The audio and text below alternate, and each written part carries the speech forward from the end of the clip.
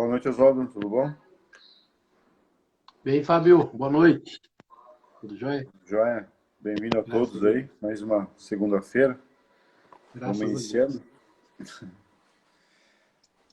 Vamos iniciar com gotas de paz, então. Mensagem Sim, 262. Necessidade e socorro. O homem sente fome. Deus promove os recursos do pão. O homem tem sede. Deus faz o jorro da fonte. O homem padece fraqueza. Deus dá-lhe força. O homem adquire doença. Deus institui o remédio. O homem sofre desequilíbrio. Deus estabelece o reajuste. O homem chora em desespero. Deus ressuscita em consolação. O homem se desvaira em pessimismo. Deus restaura a esperança. O homem cai na sombra da ignorância. Deus acende a luz e instrução. Entretanto, Deus criou a liberdade de consciência, com a responsabilidade, traçando o merecimento de cada um. E é assim que entre a necessidade humana e o socorro divino, permanece a vontade do homem, que, que, que e plenamente livre para aceitar ou não o auxílio de Deus. Bom, acho que tem duas mensagens importantes aqui, né? Que tem aquela mensagem também daquele capítulo do Evangelho que fala sobre tudo que você pedir a Deus lhe será dado, né? E que a gente tem que tomar bastante cuidado com isso aí, porque tem várias formas, né, de Deus nos conceder as suas benesses, né? Ele não é como muita gente procura nos templos religiosos, né, o milagre, apenas pedindo e com um passe de mágica aparece na nossa frente, né? Muitas vezes a gente pede e algo acontece de bom, né? A solução vem pra gente e a gente nem imagina que a solução é feita da maneira vem inspirada, né, da maneira espiritual. E às vezes acaba acreditando que foi a gente mesmo que resolveu. Então a gente tem que saber, né, como pedir, né, e saber como que Deus pode prover ou não a, a benesse, né, o bem que você está pedindo. Não é isso, Oswaldo? é bastante interessante que ele fala ali de liberdade de consciência, a vontade do homem, merecimento. Ele começa mostrando assim, né, que tudo aquilo que a gente precisa, Deus, na verdade, nos dá. Só que como você está falando, essa forma de dar ou de receber, ele tem que passar por algumas leis, né? É, na verdade, essas leis que nós não conhecemos. A gente tem falado bastante, né, quando a gente estuda o Evangelho, sobre leis, né? Jesus ele tenta muito claro mostrar, né, a lei e o respeito às leis, né? Então existem muitas leis que nós não conhecemos. E por nós não conhecermos e por nós termos liberdade de escolha, é onde nós fazemos, na verdade, as coisas erradas. Jesus, ele vem à Terra, né, é muito claro, a gente vai falar hoje de um novo capítulo e o entendimento daquilo que Jesus diz faz com que as pessoas possam sofrer ou não. A ideia de sofrimento, ela é mais uma questão, como é dito aqui, da liberdade que nós temos de fazer as coisas. A gente tem sempre falado sobre livre arbítrio, é uma coisa que é falada quase hoje já em todas as religiões, né? A liberdade de escolher, a liberdade de fazer o que quiser, né? Só que cada escolha feita, ela acarreta, né, algo à minha vida. Eu escolho comer um doce, eu escolho comer uma comida gordurosa, eu escolho tudo, né? Eu escolho onde vou morar, apesar de muitas pessoas não, às vezes não concordarem com isso, nós temos o poder de escolha quase em todas as coisas que nós fazemos. E depois que nós escolhemos, nós vamos brigar por aquilo que nós mesmos escolhemos. Porque quando não dá certo, a gente não tem a capacidade, né? A consciência de falar assim, nossa, errei, puxa, podia ter feito de outra forma, né? Podia ter feito disso ou daquilo, assim ou assado, né? Eu fico só culpo Deus. Ah, não deu certo, não deu certo, não deu certo. A gente fala assim, mas por que que não deu certo? É por isso que nós vamos perceber que as nossas escolhas, né, a gente não tem ainda conhecimento. A gente falou na semana passada, a gente tinha falado sobre reencarnação. Quando nós tivermos a consciência para escolher, por exemplo, uma reencarnação, algumas pessoas que não têm o conhecimento, aí a gente já vai perceber, né, como que nós não estamos preparados ainda para fazer isso. Porque se deixar para a gente escolher, a gente sempre vai escolher o bem bom. Né? A maioria das pessoas entende que ela escolheria para ver na Terra a riqueza. A maioria das pessoas entende que escolheria para ver na Terra não ter doenças. Nem a maioria das pessoas escolheria conviver com as pessoas mais fáceis de lidar. Só que nós vimos bem claro, né, no capítulo que a gente encerrou semana passada, que nós, né, viremos à Terra com as nossas necessidades, com aquilo que nós precisamos resgatar, expiar, né, pelas coisas com as quais nós temos que passar. E queira ou não queira, né, essa nossa escolha lá no mundo espiritual, ela tem o nosso aval. Mesmo às vezes nós não tendo, assim, eles falam assim, ninguém reencarna à revelia, tipo assim, vai na marra reencarnar. Não tem isso. Só que quando eu não sei escolher, a gente brincou bastante, né? A gente faz como se fossem as crianças. A gente não leva as crianças para a escola se elas querem ou não querem. A gente leva as crianças na escola pela necessidade. E ela, com o tempo, vai perceber isso e entender. Mesmo não concordando, não gostando, elas vão para a escola. Mesmo às vezes reclamando, elas fazem. Por quê? Porque elas devem respeito a esses pais e elas não têm ainda essa chance de escolha.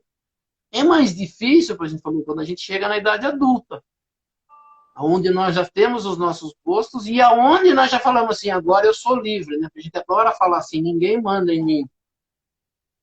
A gente adora colocar nas pessoas, você não manda em mim, eu faço do jeito que eu quiser, né? A gente até brinca lá no trabalho, tem um colega que fala isso, só faça se eu quiser, em brincadeira, mas a gente faz isso, né? Só que quando eu tenho consciência do que eu estou fazendo, eu tomo cuidado para escolher as coisas. Então nós vamos ver que todas as coisas que nós passamos são pelas nossas escolhas. Em tudo o que nós fazemos. Só que nós não gostamos de assumir que nós erramos, né? A coisa do orgulho não nos permite dizer, nossa, eu errei. Olha, se eu tivesse escolhido assim, né? Olha, se eu... até tem uma parte do evangelho que fala assim, né? Termina um dia e fala assim, nossa, perdi meu dia. Mas você sabe que tem um outro dia para recomeçar. E na reencarnação é a mesma coisa. Eu perdi. Quando eu chego no mundo espiritual, eu falo assim, depois que eu entendo, eu falo assim, nossa, eu perdi a minha encarnação. Perdeu, errou, falhou. E agora? Agora vamos tentar escolher diferente. Vamos modificar esse caminho. Então é mais ou menos isso, né? A liberdade é sempre nossa. Dando a impressão, né, que Deus toma conta da nossa vida e faz do jeito que a gente quiser. Não. A gente está em situações difíceis porque a gente não quer ouvir a voz correta, a voz da consciência, a voz daquele que quer ajudar. Porque quando eu não acredito em uma coisa e a pessoa falar, mesmo sendo verdadeira, você vai falar, isso não serve para mim. Por quê? Porque eu já tenho a minha escolha, eu já tenho a minha ideia. Então é difícil, é tão gostoso, né, quando você aconselha uma pessoa e a pessoa fala, nossa, verdade, eu estou fazendo dessa forma. Mas o orgulho, muitas das vezes, não permite que a gente faça as escolhas corretas. A gente quer fazer a escolha que a gente entende que é melhor. Então ele falou assim, então, né, aquele negócio de escolher cruz que as pessoas falam, né? Dificilmente alguém escolhe, eu vou na vida para passar dificuldade. Se eu puder escolher, eu quero morar num palácio, eu quero ser rico, mas ninguém entende que eu posso não estar preparado para isso. Que eu posso fazer besteira fazendo isso. Então, às vezes, é mais fácil eu escolher de uma outra forma. Então, a gente percebe, né, que fala assim, nós precisamos, ali, o início, o nome do Gotas de Paz de hoje é necessidade de socorro. Eu tenho necessidades e eu preciso de socorro, eu preciso de ajuda. Só que eu preciso assumir que eu preciso de ajuda. Né? Você sabe, a gente sempre sabe, O espírito que vai, muitas das vezes, viver em regiões dessas, as regiões sombrias, que eles falam, ele vai por ele. É. E o mundo espiritual espera o momento que ele venha pedir auxílio. A gente fala assim, André Luiz passa por isso. Ele fica muito tempo no mundo espiritual passando por aquilo e ele não tem ideia do que está passando. Até que um momento ele fala, mas espera aí, isso aqui não está legal. Acho que tem coisa melhor. É a hora que ele faz, na verdade, uma oração que ele diz que lembra que a mãe dele fazia com ele, e nesse momento, ele, não lembro se ele se ajoelha, mas ele faz uma oração pedindo auxílio. E o auxílio aparece. Então, às vezes, nós somos até, assim, como a gente fala, egoísta e orgulhoso, a ponto de não pedir ajuda. De continuar fazendo errado e não falar, não quero. Às vezes, né, um conselho. Tem tanta gente aconselhando a gente. Só que o conselho que a pessoa dá não é o que eu quero.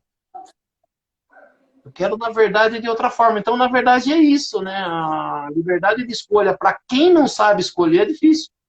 As pessoas falam assim, é a mesma coisa que você ir numa rodoviária, lá num guichê de uma companhia de ônibus, e a pessoa fala, para onde você quer ir? Eles falam, não sei.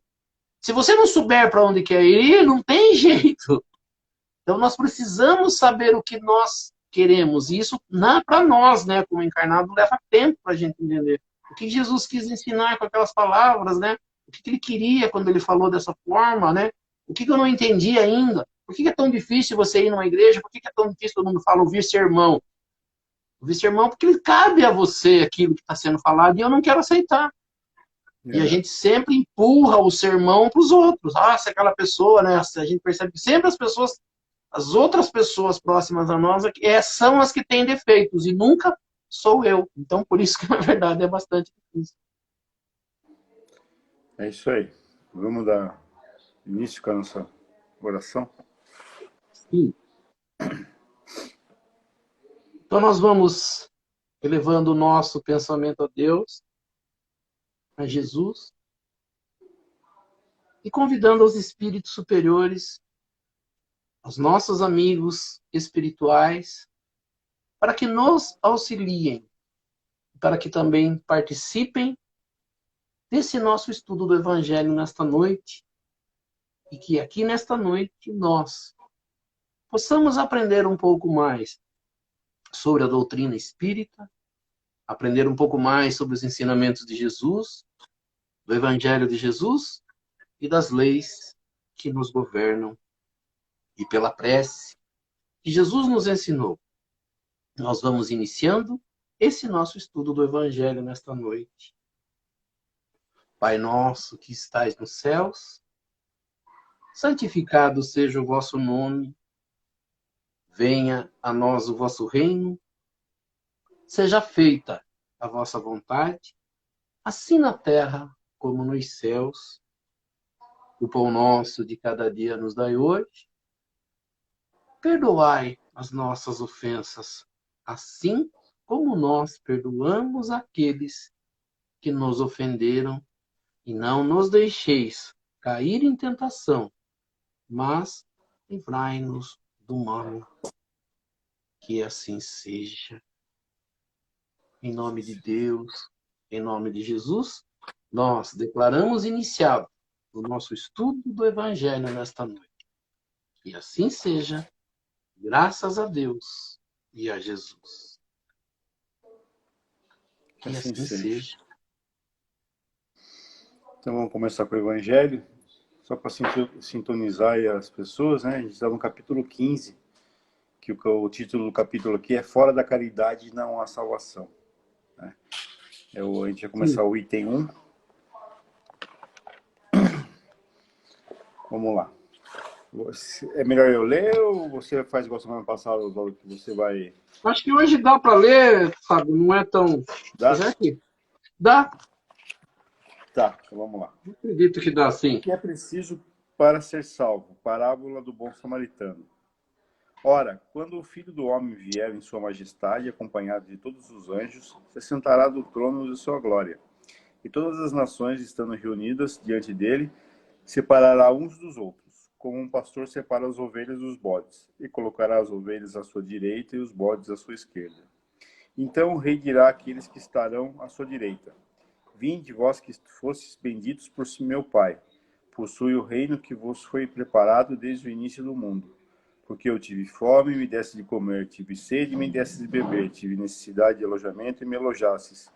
Estive nu, me vestistes. Estive doente e me visitastes. Estive na prisão e viestes me ver. Então os justos lhe responderam: Senhor, quando que vós vimos com fome, vos demos de comer, com sede, vos demos de beber, quando que vos vimos sem teto e vos alojamos, ou sem roupa e vos vestimos, enquanto foi que vos vimos doente ou na prisão e viemos vos visitar? E o rei lhe responderá: Eu vos digo em verdade, quantas vezes os fizestes com relação a um desses mais pequenos de meus irmãos, foi a mim mesmo que fizestes. E dirá em seguida: Aqueles que estarão à sua esquerda, retirai-vos de mim, malditos, ide para o fogo eterno, que foi preparado para o diabo e para os seus anjos. Porque eu tive fome e não me deste de comer, tive sede e não me deste de beber, tive necessidade de teto e não me alojaste, estive nu e não me vestistes, estive doente e na prisão e não me visitastes. Então eles responderam também: Senhor, quando foi que vimos com fome, com sede, ou sem roupa, ou doente, ou na prisão, e deixamos de vos assistir? Mas eles responderá: Eu vos digo em verdade, todas aquelas vezes que me deixasse de dar essas proteções a um desses meus pequenos, deixasse de dá-las a mim mesmo. Então, esses irão para o suplício eterno e os justos para a vida eterna. A passagem está em Mateus, capítulo 25, versículo 31 a 46. Então o doutor da lei, tendo se levantado, disse-lhe, para o tentar: Mestre, o que é preciso que eu faça para possuir a vida eterna? Jesus lhe respondeu: Que é que está escrito na lei? Que ledes nela? Ele lhe respondeu: Amarei o Senhor vosso Deus de todo o vosso coração, de toda a vossa alma, de todas as vossas forças e de todo o vosso espírito, e o vosso próximo como a vós mesmos. Jesus lhe disse: Respondestes muito bem, fazei isso e vivereis. Mas esse homem, querendo parecer que era justo, disse a Jesus: E quem é meu próximo? E Jesus, tomando a palavra, lhe disse: O homem que descia de Jerusalém para Jericó caiu nas mãos dos ladrões que o despojaram. Cobriram-no de feridas e se foram, deixaram-no semi-morto. Aconteceu em seguida que um sacerdote descia pelo mesmo caminho e, tendo-o percebido, passou do outro lado. Um levita que veio também para o mesmo lugar, tendo considerado, passou ainda do outro lado. Mas um samaritano que viajava, chegando ao lugar onde estava esse homem, tendo visto, foi tocado de compaixão por ele. Aproximou-lhe, pois dele derramou óleo e vinho em suas feridas e as enfaixou. E, tendo-o colocado sobre o seu cavalo, conduziu-o à hospedaria e cuidou dele. No dia seguinte, tirou 2 moedas e as deu ao hospedeiro, dizendo: Tende bastante cuidado com este homem. Tudo o que dependerdes a mais, eu vos restituirei no meu regresso. Qual desses 3 vos parece ter sido mais próximos àquele que caiu na mão dos ladrões? O doutor lhe respondeu: Aquele que exerceu misericórdia para com ele. E depois lhe disse Jesus: E fazia o mesmo. Passagem que está em Lucas capítulo 10, versículo 25 a 37. Agora vem a explicação de Allan Kardec. Toda a moral de Jesus se resume na caridade e na humildade, quer dizer, nas duas virtudes contrárias ao egoísmo e ao orgulho. Em todos os seus ensinamentos, ele mostra essas virtudes como sendo o caminho da felicidade eterna. Bem-aventurados, disse ele, os pobres de espírito, que dizer os humildes, porque deles é o reino dos céus. Bem-aventurados os que têm puro coração, bem-aventurados os que são brandos e pacíficos. Bem-aventurados os que são misericordiosos, amai o vosso próximo como a vós mesmos. Fazei aos outros o que quereres que vos fizessem. Amai os vossos inimigos, perdoai as ofensas, e se quiserdes ser perdoados, fazei o bem sem ostentação, julgai a vós mesmos antes de julgar os outros. Humildade e caridade. Eis o que não cessa de recomendar. E ele mesmo dá o exemplo. Orgulho e egoísmo. Eis o que não cessa de combater, mas faz mais o que recomendar a caridade. Coloca claramente em termos explícitos, como a condição absoluta da felicidade futura. No quadro que Jesus deu do julgamento final, é preciso, como em muitas outras coisas, separar a figura e a alegoria. Há homens como aqueles quem falava, ainda incapazes de apresentar imagens materiais, surpreendentes e capazes de impressionar, para melhor ser aceito. Devia mesmo não se afastar muito das ideias vigentes, quando a forma, reservando sempre para o futuro a verdadeira interpretação de suas palavras, e pontos sobre as quais não podia se explicar claramente. Mas, ao lado dessa parte acessória e figurada do quadro, há uma ideia dominante, a da felicidade que espera o justo e da infelicidade reservada ao mal. Nesse julgamento supremo, quais os considerados da sentença? Considerandos da sentença? Sobre o que dirige o inquérito, o juiz pergunta se cumpriu esta ou aquela formalidade, observou mais ou menos tal prática exterior? Não.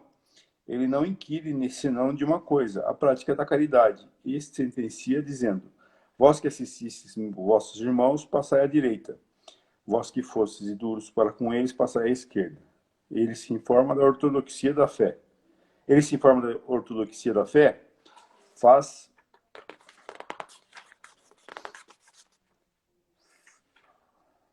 uma distinção entre aquele que crê de um modo e o que crê de outro. Não, porque Jesus colocou o samaritano, considerado herético, mas que tem um amor ao próximo, acima do ortodoxo, que falta com a caridade. Jesus não fez, pois, da caridade somente uma das condições da salvação, mas a única condição. Se houvesse outras a serem preenchidas, ele a teria mencionado. Se coloca a caridade no primeiro plano das virtudes, é porque ela encerra, implicitamente, todas as outras: a humildade, a doçura, a benevolência, a indulgência, a justiça, etc. E porque é a negação absoluta do orgulho e do egoísmo. Então, nós entramos aqui, né, num novo capítulo. A gente falou que a gente estudou o capítulo 13. Ele nos ensina como fazer caridade. E agora nós entramos num capítulo que ele dá como nome, né, o lema que eles dizem, que é o lema do Espiritismo, que ele fala: fora da caridade não há salvação. Então, aqui vai entrar, né, uma palavra que é dita por muitas religiões e que eles se apegam bastante nisso, né? As religiões cristãs, mas todas as religiões ela tem essa ideia de que nós estamos, né, fazendo coisas. A cristã acredita que nós somos pecadores, né? No caso do pecado de Adão e Eva, ou por alguma coisa que Adão e Eva errou, né, lá em algum momento, nós passamos a ser pecadores. Nós somos seres maus, nós somos seres ruins, e Deus, para nos salvar, né, o ser que nos criou, que nos colocou no mundo, achando que nós não tínhamos mais conserto, ele coloca o principal filho dele, né? Deus tem um filho que ele gosta mais do que os outros, um filho que está acima de todos, que é Jesus, e ele, né, castiga o filho que ele gosta bastante para recuperar os filhos que ele não gosta. É mais ou menos isso, né? Um pouco só de, né, mais assim, pompa, mas na verdade o que as pessoas acreditam. As pessoas não têm uma clara ideia. Alguns, antes da religião chegar, tiveram algumas pessoas, quando os evangelhos são descobertos, quando o evangelho chega à mão das pessoas, o evangelho era algo que ficou perdido durante muito tempo, até que alguém resolve, depois de algumas explicações de Paulo, de buscar esses ensinamentos que um tal de Jesus, que não foi tão conhecido, ele passa a ficar conhecido depois disso, ele pega esses ensinamentos, só que existem pessoas, né, que eles chamam doutores. Nós vamos ouvir na época de Jesus doutores da lei, mas nós vamos ouvir depois que a Igreja Católica começa, nós vamos ouvir o nome de pais da Igreja.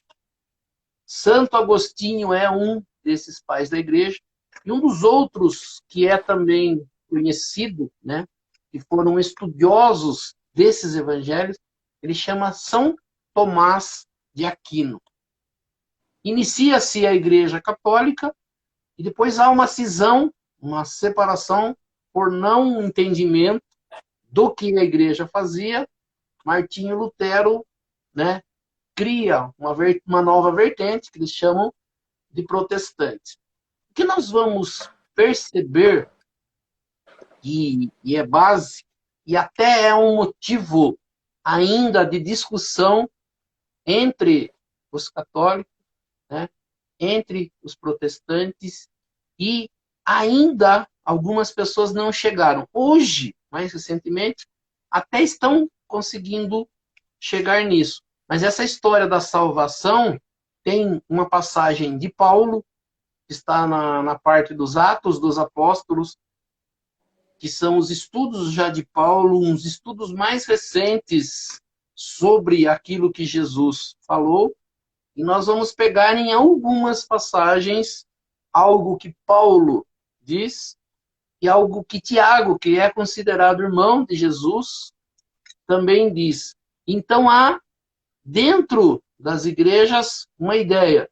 Se nós, no entendimento de salvação, se nós seremos salvos pela fé, ou se nós seremos salvos pelas obras.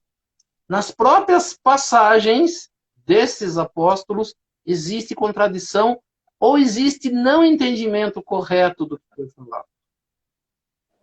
Por isso que algumas pessoas dizem, se você, e algumas pessoas não concordam, né? Até no serviço hoje de manhã, nós temos 2 protestantes, nós temos um bandista, né? Eu, espírita, um católico não praticante. E eu acabei fazendo essa colocação hoje de manhã. E o que é protestante, ele não concorda com a própria definição que a igreja dele dá. De você ser salvo apenas pela fé. Entendimento.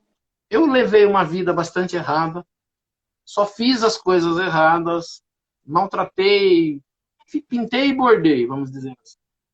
Mas se eu tiver fé e acreditar em Jesus no último instante da minha morte, eu posso ir morar com Deus sossegadinho. E aí algumas pessoas dizem, é correto isso? Porém, eles dizem assim, que ninguém será salvo pelas obras.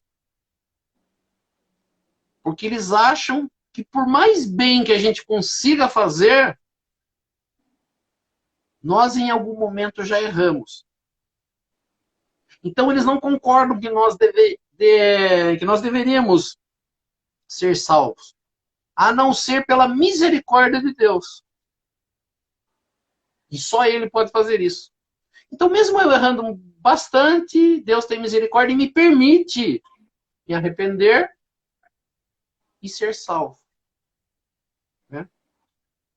Então, assim, é um debate bastante longo, a gente teria que buscar bastante informações para debater, é um capítulo que a gente deveria, talvez, fazer separado um dia para a gente entender claramente, porque ainda na cabeça das pessoas existem isso, e como as pessoas não acreditam na reencarnação, e é a chave principal para nós entendermos como que Deus nos permitiria que a gente se tornasse o espírito puro, porque assim, há muita controvérsia. Eu brinquei, né? Eu falei assim, Jesus era um filho de Deus mais querido e nós não. Porque quando nós vamos ouvir as pessoas dizem assim, Deus enviou o seu Filho querido para nos salvar. Jesus é o Filho querido e nós, para Deus, não somos nada. Nesse entendimento. Somos pecadores. Nós somos só apenas isso. Deus, olha só, Deus nos cria, Deus coloca na terra. Nós erramos e pela nossa falha Deus nos pune. Mas a punição é tão grave que em um momento lá de pensamento, Deus fala, a judiação deles também, né? Vou tentar salvar eles. Vou pegar o meu filho melhor que eu produzi, que eu criei, melhor do que eles, e vou mandar lá. E aí esse filho que é bom e que é tudo aquilo, vai passar por um castigo de morrer na cruz apenas para salvar esses seres que não teriam salvação. É mais ou menos isso. É muito difícil, né, para as pessoas entenderem. Ao mesmo tempo, elas aceitam isso e está tudo bem. O Espiritismo não aceita isso. Né? Os espíritas, os ensinamentos dos espíritos. O que ele diz? Ele diz que Deus cria todo mundo igual. Deus não pode criar um diferente do outro. Deus não pode amar um mais do que o outro. Deus não pode dar valor a um mais do que o outro. Deus não pode querer bem um e prejudicar o outro. Para Deus, como para todos os pais, todos os filhos deveriam ser iguais. Como a gente está falando, e inicia aqui esse capítulo falando de tribunal, né? E nós acreditamos nesse tribunal, né? Que haverá um julgamento, que nós passaremos por um julgamento, que em algum momento, a gente não sabe quanto, já estão esperando isso há muito tempo, um dia Jesus virá para separar o joio do trigo, os bons dos maus, e vai haver esse julgamento. Aqui, nessa primeira parte, né, até é mostrado um julgamento. Jesus falando do julgamento. Mas é bastante interessante que nesse julgamento, ele diz, né, até Allan Kardec depois explica, o que o rei pediu para os seus súditos para julgá-los? Só se eles auxiliaram aos seus irmãos. E Jesus se coloca em duas passagens, elas são bem próximas, a gente já tinha lido uma outra vez, e ele fala assim, ele se coloca no lugar das pessoas sofridas ou das sofredoras e fala assim, eu estive na prisão e não me visitaste. Eu estive doente e você não veio me ver. Eu tive fome e sede e você não veio me dar comida e nem água. Eu não tinha roupa e vocês não vieram me vestir. Ele não pergunta se você era de uma religião, disso ou daquilo. Ele só pergunta o que foi feito pelas pessoas que precisavam. Então, nesse julgamento, a única coisa que se pede, como ele diz, é caridade, é amor ao próximo. Na segunda parte, que eu acho assim, eu acredito. A outra, né, até ele fala, pode haver uma alegoria, você pode levar para um lado ou por outro, apesar dele falar dos irmãozinhos necessitados e do que eles precisavam e eles não fizeram, né, então ele vai falar assim, vocês que não deram tudo aquilo para meus irmãozinhos, vocês são os maus. E vocês que ajudaram, isso vem para o lado de cá, que vocês são os bons, uma separação de bons e maus. Mas essa passagem, né, que ele fala que é o item 2 do que nós estamos estudando hoje, ela é muito mais clara no ensinamento de Jesus, né, para entender o que eu devo fazer. Por quê? Ele começa dizendo assim, né, uma das parábolas de Jesus contada por Lucas, né, ele diz assim, um doutor da lei, aqueles conhecedores da lei de Moisés, que conheciam muito a lei de Moisés, e que viviam atrás de Jesus e tentavam colocar Jesus em situação difícil, ele faz uma pergunta, depois de algumas coisas que eles veem, ele fala assim, entre os doutores da lei, um deles se levanta no sermão, né, de Jesus ali, e diz assim, e um doutor da lei, se levantando, disse para colocar Jesus numa situação difícil. Ele diz assim, isso está dito no meu próprio evangelho. Disse-lhe para tentá-lo, mestre, o que devo fazer para possuir a vida eterna? Para eu viver bem depois da minha morte? Para eu alcançar o paraíso? Para eu alcançar um lugar melhor na espiritualidade? O que eu preciso fazer? O que eu devo fazer? A pergunta é bastante clara a Jesus. Jesus responde, mas Jesus é muito esperto. Ele sempre responde perguntando para ele. Tá, você está perguntando para mim o que eu devo fazer. Mas vocês são doutores da lei. E vocês seguem a lei de Moisés. E a lei de Moisés dita tudo o que vocês devem fazer. O que está escrito nela com relação a isso? Né? Ele pergunta assim, o que está escrito na lei? Como que você entende? Ele não só pergunta o que está escrito, Mas ele quer saber o que a pessoa que é conhecedora da lei entende. Então, diz assim, o que está escrito na lei e como lês, como você interpreta. Se você é um doutor da lei, né, vamos dizer, um advogado daquela lei, o que você interpreta nessa lei? Diga para mim. Aí esse doutor da lei responde que está escrito na lei, que é lá no Pentateuco de Moisés, ele diz assim: amareis ao Senhor vosso Deus de todo o vosso coração, de toda a vossa alma, de todas as vossas forças, de todo o vosso espírito. Acreditar, amar a Deus e entender que Ele é absoluto. E a sequência ele diz: e o vosso próximo como a vós mesmos. Jesus falou: é isso. Você respondeu corretamente. Se você fizer isso, se você amar a Deus e amar o seu próximo, você vai para a vida, para o paraíso, para a vida eterna, vai viver super bem lá na espiritualidade. A sequência dessa passagem, ele diz assim: mas, porém, né? Este homem, querendo se justificar, arrumando um pretexto de que não sabe o que está acontecendo, pergunta a Jesus: mas quem é o meu próximo? Eu já sei que eu tenho que amar o meu próximo como a mim mesmo.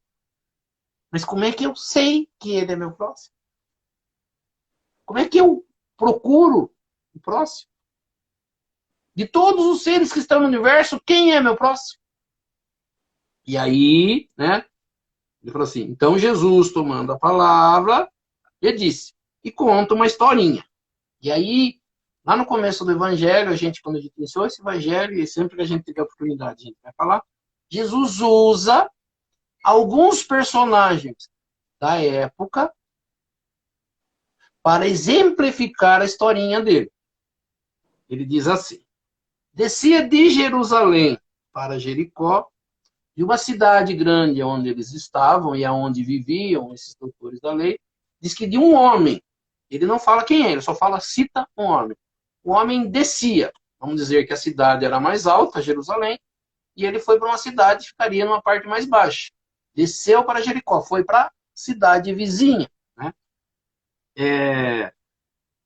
Descia de Jerusalém para Jericó, e no caminho alguém o assalta. Ele fala assim: caiu na mão de ladrões, né? Não era um só, era mais de um. Caiu na mão de ladrões que jogaram no chão, bateram bastante nele, né? Porque diz que cobrem-no de feridas e deixaram ele quase morto. Ele fala assim: deixaram praticamente desmaiado no chão. Ficou lá caído. E aí os ladrões foram embora. Ele falou assim: mas eis que de repente, logo após esse acontecido, desce um sacerdote. E a gente fala assim: quem é o sacerdote? Se você for buscar lá no entendimento da religião da época, sacerdote era o cara principal dentro da igreja deles, dentro da religião deles. O cara que pregava, né, os cultos, que fazia tudo. Ele falou: então desce o sacerdote por esse caminho e encontra a pessoa caída. Né? Então ele diz assim: desce pelo mesmo caminho, e tendo-o notado, desviou. Ele falou: passou longe. Não quis se aproximar da pessoa caída. Fez de conta que não viu e foi embora. Aí ele fala: aí vem um levita. Eles falam assim: quem é o levita? Levita era da tribo de Levi, que ficam responsáveis pelos cuidados, por tudo que acontece no templo. De arrumar lá o templo, de colocar as tacinhas em cima, a toalhinha, e arrumar tudo, preparar tudo para as celebrações, vamos dizer assim, para os momentos das missas, do que acontecia no templo. Ele diz assim: também passa pelo mesmo lugar. E vendo a pessoa caída, desvia e vai embora. Ele diz assim: passou ao longe. Aí vem a terceira pessoa. Ele fala assim: um samaritano. E a gente fala assim: por que será que Jesus coloca da região um samaritano? Né? Região, tinham lá vários lugares, falavam uma época de 10 tribos, e a Samaria era o lugar mais distante, oposta de Jerusalém. E os samaritanos, por viverem muito mais longe de Jerusalém, tudo que acontecia da religião acontecia em Jerusalém. Para eles era bastante difícil vir para celebrações em Jerusalém. Então eles começaram a celebrar todas as coisas que eles tinham lá na Samaria mesmo. E os judeus de Jerusalém não concordando com isso, não gostando, porque existia bastante comércio também em Jerusalém. E quando esse povo vinha de longe, tinha que comprar água, tinha que dormir numa pousadinha, tinha que comprar comida. E aí eles deixavam de ganhar. Então eles viraram inimigos dos judeus de Jerusalém. E eles tinham pelos samaritanos um ódio, uma raiva. Então ele fala assim, porém o samaritano que viajava também por ali, passando pelo lugar onde esse homem estava, e tendo visto, ficou tomado por compaixão. Aproximou-se então, passou como que era um remédio deles na época, passa, né, remédio nas feridas, enfaixa as feridas, e aí ele fala assim, e pondo, ele estava de cavalo, assim, pondo sobre o seu cavalo, por ele estar desmaiado, não tendo condições de andar, levou-o, diz aqui, para uma estalagem, um hotelzinho, uma pousadinha na estrada, e tomou conta dele. Passou a noite lá, no dia seguinte, pegou o dinheiro, né, o maior dinheiro que ele tinha, ele fala aqui, que ele tirou, acho que dinheiro maior, né, tirou 2 moedas, deu ao dono da hospedagem, né, o dono dali da pousada, e disse, cuidai bem deste homem. E tudo que gastardes a mais do dinheiro que eu dei, na volta, eu te pago. Mas cuida dele para mim, por favor. E Jesus encerra a historinha de perguntando assim, para aquele que perguntou quem era o próximo dele, assim, qual desses 3, sacerdote, levita e samaritano, foi o próximo dessa pessoa que estava caída? Ele pergunta, quem foi o próximo dessa pessoa que precisou de ajuda? Né? Ele falou assim, aí o doutor da lei responde, aquele que usou de misericórdia para com ele. Então, vai e faz isso com o seu próximo. Agora você já sabe quem é o seu próximo. O que é interessante é que ele não pergunta, né? De que religião era a pessoa que caiu. Cor de pele, condição socioeconômica. Ele só fala, um homem precisou de ajuda. Um ser humano precisou de ajuda. E dos religiosos da terra, quem foi que ajudou? Ele usa na historinha aquela pessoa que as pessoas acham que por... Né, vamos tentar dizer assim, um bandista hoje, que as pessoas não gostam da religião, por exemplo. É ele que acabou ajudando. Aí ele pergunta, tipo assim, né? Qual religião vale mais? A do sacerdote ou do levita, que eram os principais dentro do templo, uma pessoa que as pessoas não gostavam e que achavam que nem religião tinha. Jesus faz de propósito isso, né? Ele utiliza, é muito interessante a história, as parábolas dele, porque ele coloca as pessoas em xeque, né? Por que ele coloca? Por quê? Porque ele sabia de coisas que nós não sabemos. Ele sabia que as pessoas que cultuavam a religião eram da boca para fora. E que tinha muitas pessoas que não eram bem vistas pela sociedade e que faziam muito mais caridade do que esses religiosos. Então ele dá um ensinamento. Não precisa você ter religião, você não precisa ter nome dentro de uma religião. Basta você se preocupar com o seu próximo. Porque para alcançar a vida eterna, ele pergunta, o que eu preciso fazer? Ele fala, não vou te responder. Você tem a lei de Moisés. O que diz a lei de Moisés? A lei de Moisés diz que eu tenho que amar a Deus de toda forma, de todo o meu coração, entender a Deus de toda forma e amar o meu próximo, como eu amo a mim mesmo. Perfeito, é isso mesmo. A lei não está diferente do que Deus quer ou do que é a lei mesmo de Deus. É só você Tão fazer isso. atual isso Ah, aí. mas... Oi? Tão atual isso aí, né? Podia usar Uhum, para tanta exemplo hoje em dia. sim, sim. Porque isso, eu falo assim, isso tá no Evangelho de Jesus. É um capítulo de Lucas. Essa passagem já tem algumas outras formas que Jesus tenta mostrar dessa forma. Nós estudamos o capítulo de caridade, né, no item 13, e várias passagens de Jesus falando de caridade e como ajudar, ele dando os toques de como seria. Então, em nenhum momento, Jesus foge disso. Mas aí as pessoas, ao invés de ficarem com Jesus, vão pegar outras passagens para, como diz, deixarem elas como clara. Mas assim, mais clara do que essa passagem, não tem. Ele pergunta, né? Para eu obter a salvação, para eu ir para o mundo espiritual, viver com Deus, para eu viver no mundo melhor, no mundo espiritual, o que eu preciso fazer? É uma pergunta clara, direta da pessoa para Jesus. O que é que eu preciso fazer para ser salvo? Por isso que eles dizem, ah, o item, depois do capítulo Fora da Caridade não há salvação, o primeiro item que a gente estuda é o que é que eu preciso fazer para ser salvo? É a pergunta de todas as pessoas. Então, religiões diz que você precisa acreditar em Jesus. Você precisa ter fé em Jesus. E outros dizem, você não precisa ter sua fé, mas você precisa ter obras, mostrar a Deus. Eles falam de Abraão, eles citam Abraão, que Abraão alcançou a vida eterna porque ele ofereceu o filho dele em sacrifício, porque Deus o testou pedindo o filho dele em sacrifício. E ele, acreditando em Deus, foi lá e levou o filho dele, com dor no coração. E depois Deus fala, não, você não precisa fazer isso, oferece aí alguma outra coisa e pronto. Aí ele diz que Abraão foi salvo nisso. Só que quem estuda a passagem de Abraão fala, não, Abraão não foi salvo, tem um lugar no mundo espiritual porque ofereceu o filho dele. Porque ele era uma pessoa boa todos os dias. Não era É. perfeita, mas era boa.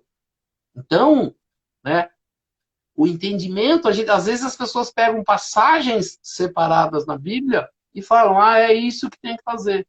E tem dúvida, né? Eu falo assim, mesmo tendo um monte de ensinamento, eu continuo com o que Jesus falou. Porque Jesus é o ser mais evoluído que esteve na Terra.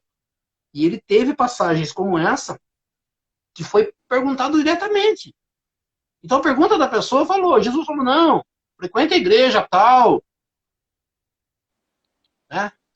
Carregue a Bíblia debaixo do braço, nem existia Bíblia, né? Carregue a lei debaixo do braço, fale o nome de Deus todos os dias, reze que você alcançará a vida eterna. E não é isso que ele fala.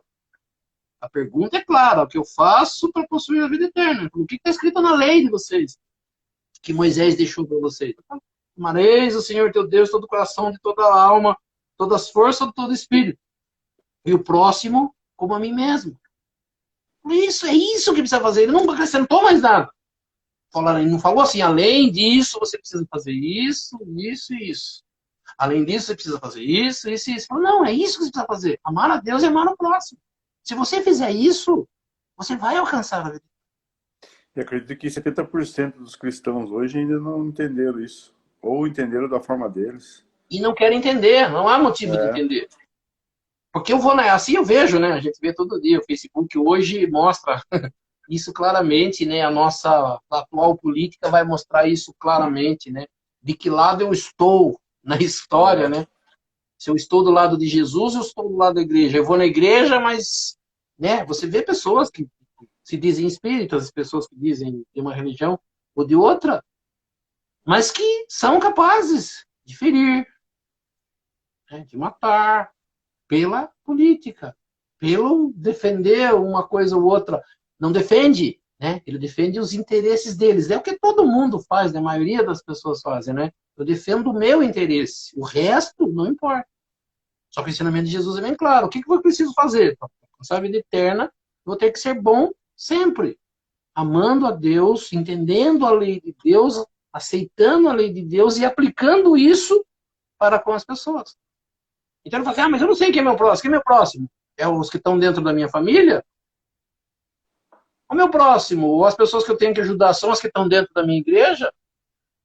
Jesus diz não. Qualquer pessoa em necessidade é meu próximo. Ele diz, né?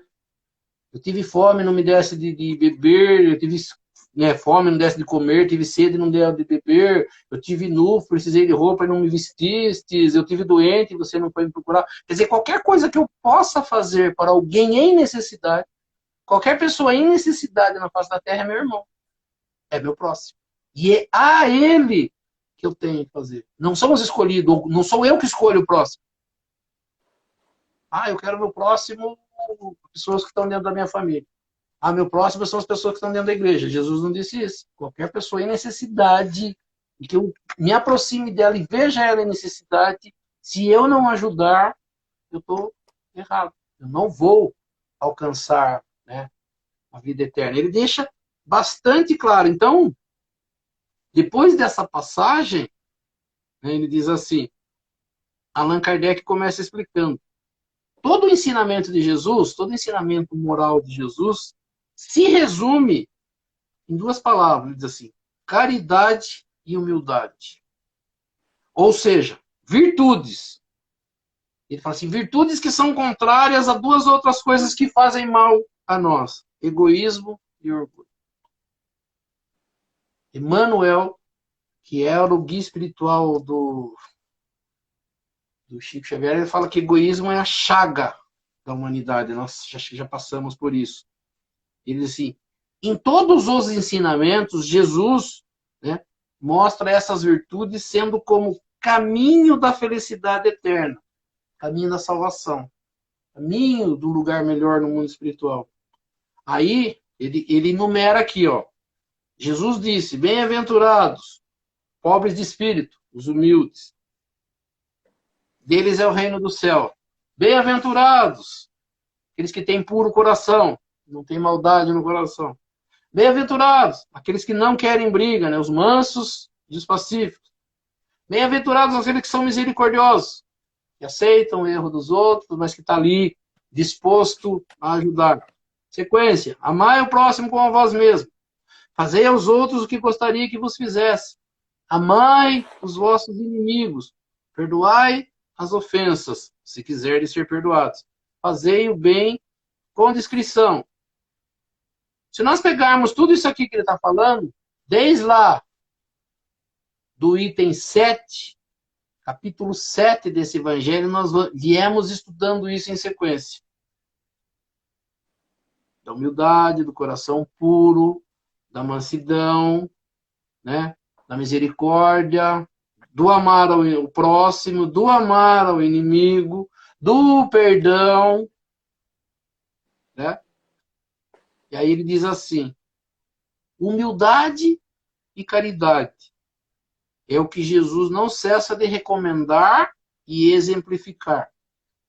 Orgulho e egoísmo, eis o que Jesus não se cansa de combater. E faz, olha o que ele diz, isso que eu acho que é a parte mais importante do ensinamento aqui. E faz mais do que recomendar caridade. Coloca-a claramente, em termos bem definidos, como condição absoluta da felicidade eterna. O que eu preciso fazer para ser salvo? Caridade. Auxiliar o meu irmão. Auxiliar o meu próximo. Querer o bem do meu próximo. Aí ele explica aqui, né, como eu falei, a gente tinha falado, nós lemos 2 itens, né, no primeiro ele tem como se fosse um julgamento, ele diz assim, no quadro em que Jesus mostra o julgamento final, ele diz, é preciso, como muitas outras coisas, separar ao que pertence. Ele falou lá em bastante linguagem figurada. Nessa passagem com o doutor da lei, ele fala bem claramente. Pergunta, o que eu preciso fazer? Isso. Quem é o meu próximo? Esse, dessa forma. Esse é o meu próximo. Bem explicado, bem com historinha exemplificada. Lá naquele, ele fala assim, já é uma linguagem figurada. Ele diz assim, ele falou ali a um doutor da lei, nessa passagem do que eu preciso fazer para ser salvo. No outro quadro, ele falou para uma multidão. Então, ele fez uma história de julgamento, né? Diz assim, ainda incapaz de compreender as questões puramente espirituais, ele devia apresentar imagens materiais mais chocantes, surpreendentes e capazes de impressionar, para elas serem melhores aceitas.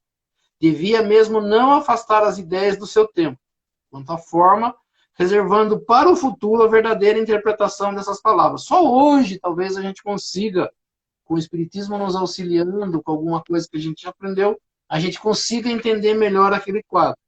Mas ele diz assim, mas ao lado da parte acessória ou afigurada do quadro, existe uma ideia dominante. Ele diz assim, a felicidade que é reservada ao justo, aquele que fez o correto, que fez o certo, e da infelicidade que espera aquele que fez errado, que fez o mal. Ele diz assim, nesse julgamento supremo, quais são as razões em que se baseia a sentença? Já que é um julgamento, Allan Kardec está interpretando assim, no que se baseia a sentença? No que se baseia o inquérito? Ele diz assim, o juiz pergunta se foram atendidos estas ou aquelas formalidades, observadas aquelas práticas exteriores? Ele fala, não. Ele pergunta apenas sobre uma coisa, a prática da caridade. E pronuncia dizendo, vós que socorreste vossos irmãos, passai à direita. Vós que fostes duros para com eles, passai à esquerda. Ele diz assim, pergunta pelo entendimento do que a fé, o ensinamento da religião diz. Faz diferença entre aquele que acredita de uma maneira ou que crê de outra? Ele fala, não. Jesus coloca o samaritano, que é tido como uma pessoa ruim e errada, mas que tem amor ao próximo, acima do ortodoxo, que é o sacerdote e o levita, né, que falta com a caridade. Jesus não põe apenas a caridade como uma das condições da salvação, e sim uma condição única. Foi o que eu falei. Jesus não acrescentou nada para o doutor da lei, dizendo que ele tinha que fazer mais coisas, que ele tinha que ir na igreja, que ele tinha que se ajoelhar, que ele tinha que rezar, que ele tinha que seguir isso, que ele seguir aquilo. Não. Ele só fala que ele deveria ajudar ao próximo. Então, diz assim, condição única na salvação. Se houvesse outras a serem consideradas, ele teria mencionado. Se coloca a caridade como a primeira das virtudes, é que dela fazem parte necessariamente todas as outras. Né? Humildade, doçura, benevolência, indulgência, justiça. Tudo aquilo que a gente falou ali atrás. O amor ao próximo, ele engloba tudo isso. A caridade engloba isso. Por isso que nós lutamos, né? Nós estudamos no capítulo 13 como que eu devo fazer caridade. Lá explicou certinho. Até como eu abordar a pessoa que vai receber a caridade. Que eu não devo me mostrar melhor. Então, tudo aquilo que Jesus nos ensina, ela vai acabar em caridade. São duas coisinhas, caridade e humildade. Mas para ter caridade e humildade, eu tenho que aprender a ser bom a todo momento. A querer o bem de verdade. A olhar o outro como meu próximo. A perceber ele como uma pessoa necessidade. A perceber as pessoas que têm, na verdade, necessidade. Aí ele diz assim, e porque ela é totalmente oposta ao orgulho e ao egoísmo. Quando você tem caridade e amor ao próximo, você tem humildade, você perdoa, você tem indulgência.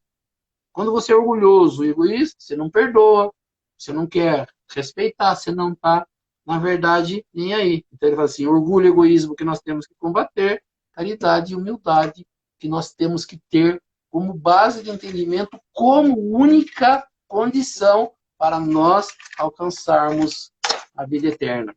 Na verdade, a sequência desse capítulo vai mostrar, né, o entendimento de Allan Kardec com relação à religião, por isso que o capítulo chama fora da caridade e não a salvação. Ou seja, quando você faz caridade de verdade, é condição única para a salvação. Se você não faz isso, não adianta você dizer que vai à igreja, não adianta você dizer que lê a Bíblia, não adianta você fazer o sinal da cruz, não adianta você, né, se mostrar um cristão.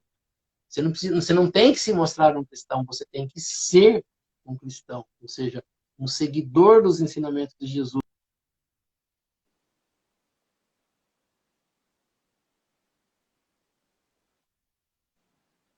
voltou. Eu não preciso crer em Jesus. Eu preciso seguir os seus ensinamentos. Eu preciso praticar esses ensinamentos. Com quem que eu preciso praticar o meu ensinamento? Com o meu próximo. Aí as pessoas vão perguntar, quem é meu próximo? Então, quem tiver hoje assistindo a live, quem tem lá o Evangelho, leia de novo. Que ele ensina direitinho. Quem é meu próximo e qual é a condição que eu tenho para alcançar a vida eterna. Depois, se tem dúvidas, volta nos outros capítulos e vai ler, a partir do capítulo 7 lá. É que nós vamos numa sequência no Evangelho, e essa é a ideia de Allan Kardec, esse é o trabalho de Allan Kardec, que ele pega o Evangelho de Jesus, divide em capítulos, numa sequência, um vindo após o outro, completando o ensinamento do capítulo anterior.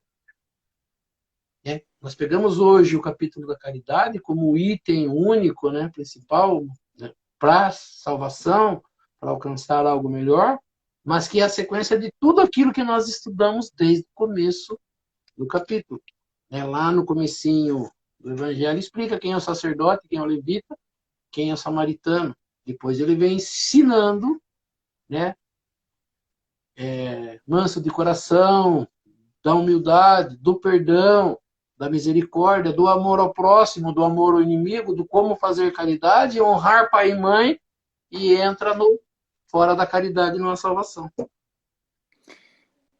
Já ouvi falar que, eu não lembro qual médico famoso, não sei se era Divaldo, se foi Chico, se foi perguntado a ele se tivesse uma bandeira, o espiritismo, qual frase que se colocaria no meio da bandeira, tipo Ordem e Progresso, né, a bandeira brasileira, e ele falou que se tivesse uma bandeira, o espiritismo, a frase seria fora da caridade não há salvação, que resume toda a doutrina cristã, né, toda o espiritismo.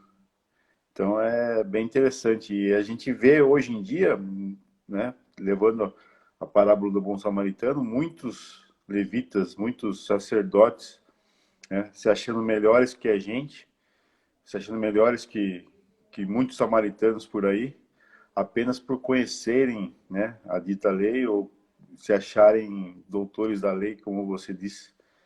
Hoje mesmo eu sofri 2 preconceitos. Até que eu estava falando com a minha esposa hoje, 2 preconceitos por ser espírita, 2 assuntos que não tinha nada a ver com religião, e uma das discussões, também não tinha nada a ver com política, mas uma das discussões me falaram assim, pô, você sendo espírita, você pensa dessa forma? E a outra maneira, outra conversa com outra pessoa, a pessoa falou assim, você pensa assim porque você é espírita, me criticando, me julgando. Então, muitas vezes a gente acaba até desanimando, né, de seguir alguma religião, alguma coisa assim nesse sentido, porque a gente é julgado o tempo todo, principalmente por botar a cara aqui. É pouca gente que está aqui, mas muita gente que assiste depois e todo mundo fica sabendo que você defende uma bandeira ou outra e acabam julgando você, às vezes, no mesmo assunto, de maneiras diferentes, da mesma forma. E você está sempre sendo julgado, sempre está errado para as pessoas, e nunca está certo, né? E é complicado. Então, é muito legal esse capítulo, porque diz, eu já disse para você, né, que quando chegou nesse capítulo aqui, a gente estudava o Evangelho segundo o Espiritismo, e quando chegou nesse capítulo aqui, eu falei, não, eu vou ser espírita, porque aqui não fala que você tem que ser espírita para ser salvo, não fala que você tem que ter fé, não fala nada.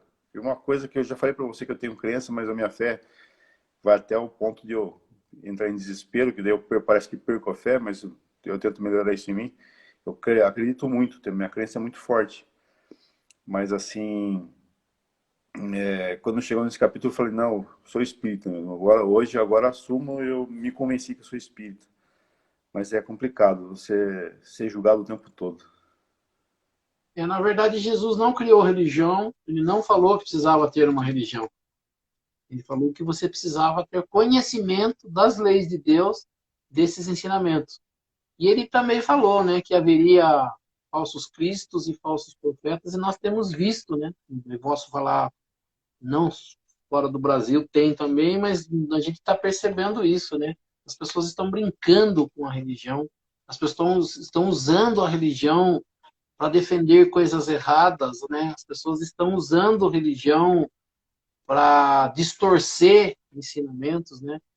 Você vê pessoas que dizem-se cristãs querendo o mal um do outro, né? Querendo o mal, né? Jesus, ele fala muito claro, ele deixa muito claro. Ele não veio para as pessoas que estão bem. Ele veio para as pessoas que precisam de ajuda. Quando a gente leu lá no Gotas de Paz, né? Quando você leu Gotas de Paz, depois a gente falou, a, o nome do Gotas de Paz, o 262 de hoje, é Necessidade de Socorro. Então Jesus fala, eu não vim para os sãos, eu vim para os doentes. E as pessoas hoje, elas não estão nem aí com os doentes, com os necessitados. Elas querem que cada um se dane. O importante é o que eu penso, é a minha, né, meu bem-estar. E é assim, fala assim, o bem-estar de Jesus é, tanto que ele explica nessa primeira parte ele se coloca no local daquelas pessoas que estão sofrendo. Né? Porque eu tive sede. Não é ele, Jesus, que teve sede. Ele está se colocando na posição do irmãozinho dele mais necessitado, que precisou de ajuda. E naquelas pessoas que dizem que fazem as coisas no nome dele, não deram. Né? Então ele se coloca ali, né? Eu tive preso. Qualquer um pode ir preso. Ah, não, mas tem bandido, tem, né? Bandido bom, você me fala bastante, tem bandido bom e bandido morto. Não. Jesus fala que essas pessoas são necessitadas. Mas as pessoas não querem entender isso. As pessoas que estão na rua, que estão usando droga, que estão lá perdidas, são necessitadas. Elas precisam de ajuda. Mas as pessoas não querem ver isso. As pessoas querem o que é melhor para elas, né? Benefício. E aí as pessoas falam, pelo ensinamento de Jesus, elas alcançarão a vida eterna, alcançarão um lugar melhor? Não, porque elas não estão fazendo certo, elas não estão seguindo Jesus, elas não estão querendo entender. E é bastante claro. Né? O Brasil hoje é um país, eu não sei de quantos, mas a porcentagem é muito grande de cristãos, seguidores de Cristo. Nós temos poucos nas religiões que não seguem Cristo, mas como a gente já falou, mesmo as religiões que não seguem o Cristo, elas seguem o bem, o amor ao próximo. Né? Então, o entendimento de religião ele está longe, né? Por isso nós vivemos num mundo de provas e expiações, por isso não vai ser muito difícil, né? Da gente o mundo se aproxima de um lugar, de um momento bastante difícil, onde as pessoas serão, né, chamadas para fazer o bem, né, e para ver se elas são os testes últimos, né? Eu não sei até quando vai, mas já dizem, né, que nós estamos indo já na busca do mundo de regeneração, onde ficarão nesse mundo só aqueles que já entenderam claramente como isso vai fazer. Mas como as pessoas já não têm mais medo, né, do fim do mundo, as pessoas, nós estamos aí num perigo iminente, né, de acontecer uma guerra nuclear novamente, né? Está tudo caminhando para isso, mas as pessoas não têm medo, né? Elas não querem saber disso. Elas querem brigar, né? O país hoje está dividido em ódio, né? Por questões É, o que me deixou mais políticas. triste, né, esse final de semana e as eleições, não importa o lado que você esteja, se você está da direita ou da esquerda, tanto faz, o que deixa mais triste é que metade das pessoas estão contra você. Não importa o que lado que você esteja, você pode estar na É, esquerda, metade da população está contra você. Se está na direita, metade da população está contra você. Ou seja, a gente está vivendo uma guerra de de ódio. crença religiosa, política, ideológica, sem precedentes, né? Que vai, Sempre. no final, todo mundo perde. Que nem você falou, a gente está cada vez mais perto de uma guerra nuclear iminente aí, ninguém está falando disso. Né? Ninguém está falando nada disso. A gente está É porque eu preocupado gosto. com Deus, com família, mas o meu Deus, meu estilo de família, né? Se a minha família é de dois homens, minha família é de duas mulheres, não é minha família. Se meu Deus é da Umbanda, se meu Deus é do Candomblé, não é meu Deus. Então a pessoa está preocupada só com ele. E não é isso, né? A gente tem que ficar fora da caridade na salvação, né? E até com essas pessoas que pensam contra a gente, é difícil, eu estou trabalhando isso dentro de mim hoje o dia inteiro, mas até com essas pessoas a caridade de aceitar que as pessoas são diferentes da gente está difícil. Não, eu falei assim, eu não manifesto mais a minha opinião política nas redes sociais, eu só manifesto as pessoas que eu tenho mais contato, porque, por causa disso, né? Eu perdi amizades e, assim, não me chateia, na verdade, porque eu tenho apenas dó de algumas pessoas, né? Que, das formas que elas pensam, que eu vou continuar pensando nas pessoas que necessitam, eu vou me preocupar mais com as pessoas que precisam e não me importa, mas eu não vou mais vestir camisa de política, né? Eu falei assim, eu gosto bastante de futebol, né? Eu gostaria muito de ter uma camisa da seleção brasileira, por exemplo, usar, para não dá, né? Nem usar, eu gosto de verdade, sem maldade nenhuma, eu gosto bastante de vermelho, né? Eu fui votar de preto, né? Para não parecer que eu sou de um ou que eu sou de outro, porque as pessoas te cobram, né? As pessoas vêm colocar o dedo na sua cara e quer saber se você não é, você já não presta, você já é visto de uma outra forma, as pessoas já querem te machucar. Eu tenho medo de passar numa manifestação política e as pessoas me inquirirem do que eu sou, né? E eu talvez ter que falar e sofrer alguma coisa, né? Então eu fico com o espiritismo, que eu gosto bastante, e vou trabalhar por ele da forma que eu puder, para auxiliar, para aprender mais e para ajudar mais, né? A política vai ser, eu tenho que ir lá manifestar meu voto, eu torço por alguma coisa, mas eu não manifesto, né? Mas quem me É. conhece sabe o E que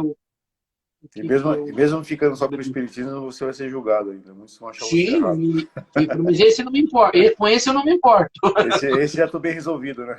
Esse para mim está muito claro, graças a Deus. Mas isso aí, Oswaldo. Vamos encerrar? Vamos lá? Vamos. Então nós vamos elevar o nosso pensamento a Deus, a Jesus, e agradecer por esses momentos que tivemos de aprendizado, por esse estudo da noite, que possa ter sido esclarecido muitas coisas e que nós possamos usar isso no nosso dia a dia, junto de nossos familiares, de nossos amigos, de nossos irmãos, pedindo a essas correntes espirituais que nos auxiliam, para que possam dar um passe espiritual a cada um de nós participantes dessa live, as correntes médicas trazendo do laboratório espiritual o remédio e colocando sobre essas águas, segundo a necessidade de cada um. E assim nós vamos pensar também nos nossos familiares, entes queridos, aquelas pessoas que necessitam. Então nós vamos elevar o pensamento a elas, pedindo a essas correntes espirituais que visitem esses seres, onde quer que eles se encontrem, e que eles possam também, nesta noite, receber um passe espiritual e que possam ser auxiliados em tudo aquilo que for necessário e permitido por Deus e Jesus. Que assim seja.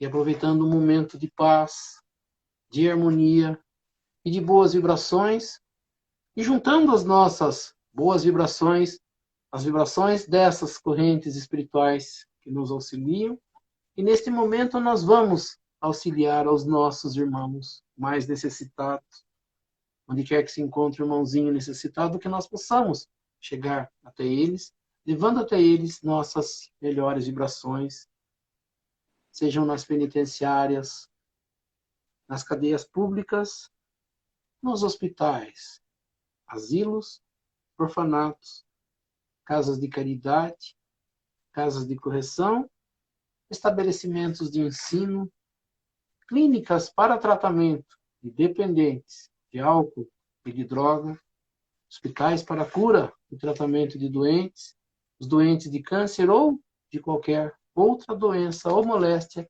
que aflija ao espírito humano, ou mesmo nos recintos onde se encontra o irmãozinho necessitado, ou mesmo nas ruas onde se encontra o irmão desamparado, desabrigado, que nós possamos chegar até eles, levando até eles essas melhores vibrações. E assim seja.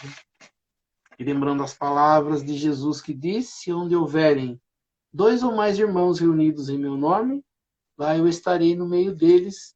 E acreditando firmemente que Jesus se faz presente neste momento, nesta live. Eu sei que cada um tem um pedido especial para fazer aí.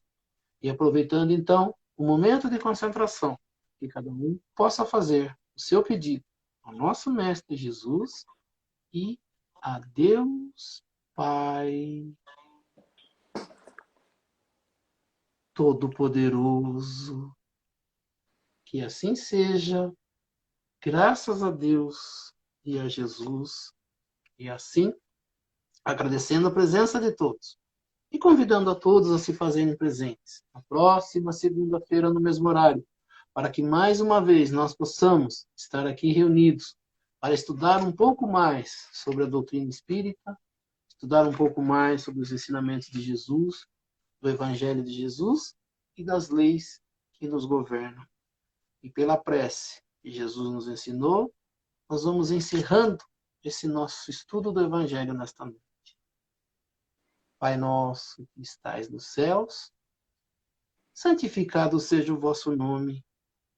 Venha a nós o vosso reino, seja feita a vossa vontade, assim na terra como nos céus. O pão nosso de cada dia nos dai hoje. Perdoai as nossas ofensas, assim como nós perdoamos aqueles que nos ofenderam. E não nos deixeis cair em tentação, mas livrai-nos do mal. Que assim seja. Em nome de Deus, em nome de Jesus, nós declaramos encerrado o nosso estudo do Evangelho nesta noite. Que assim seja, graças a Deus e a Jesus.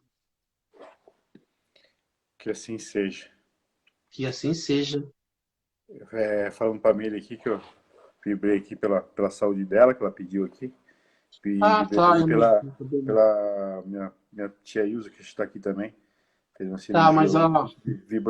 Vibramos por ela também. isso, a Tá bom? vibração foi feita para todos os participantes da live, né? E as correntes espirituais também auxiliando a todos. Só lembrando, né? Hoje é um dia bastante importante do Espiritismo, né? Hoje é comemorado o dia de nascimento de Allan Kardec. 3 de outubro de 1804 nascia Allan Kardec na última encarnação que ele viveu aqui na Terra e foi esse ser que nos presenteou, né? Trabalhado pela espiritualidade que nos traz todo esse estudo que a gente tem capaz aqui de passar, né? Trazendo esses ensinamentos de Jesus mastigado para a gente, né? Então, hoje se comemora o aniversário de nascimento de Allan Kardec. Isso aí. Que assim seja. Paz, boa semana a todos. E até segunda-feira. Obrigado, Fábio. Obrigado a todos. Uma boa semana a todos. Que Deus nos abençoe. Estaremos aqui na próxima segunda-feira, se Deus quiser. Que assim seja. Até mais. É.